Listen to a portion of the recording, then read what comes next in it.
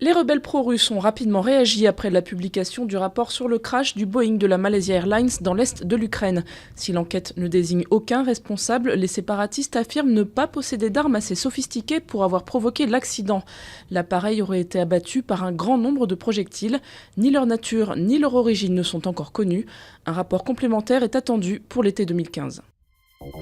Entre l'affaire Thévenoud et les frondeurs du PS, la rentrée parlementaire a été pour le moins agitée. Débarqué du gouvernement au bout de 9 jours pour des problèmes fiscaux, Thomas Thévenoud attire les critiques de tous bords en refusant de quitter son siège de député.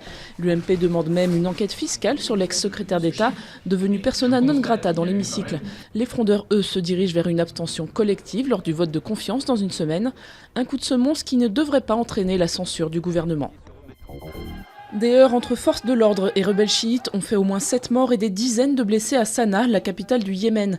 Plusieurs centaines de manifestants ont tenté de prendre d'assaut le siège du gouvernement qu'ils accusent de corruption. Cela fait plusieurs semaines que les partisans de la rébellion réclament son éviction. Gaz à effet de serre, l'ONU tire la sonnette d'alarme. Ces gaz ont atteint en 2013 des concentrations records avec des répercussions sur l'atmosphère et les océans.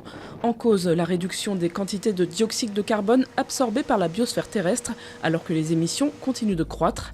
L'appel des Nations Unies intervient à quelques jours d'un sommet sur le climat qui vise un accord global pour limiter le réchauffement de la planète. C'est chez lui, en Suisse, au bord du lac Léman, que Michael Schumacher poursuit désormais sa convalescence. L'ex-champion de F1, victime d'un accident de ski en décembre dernier en France, a quitté l'hôpital de Lausanne en toute discrétion. Discrétion également sur son état de santé.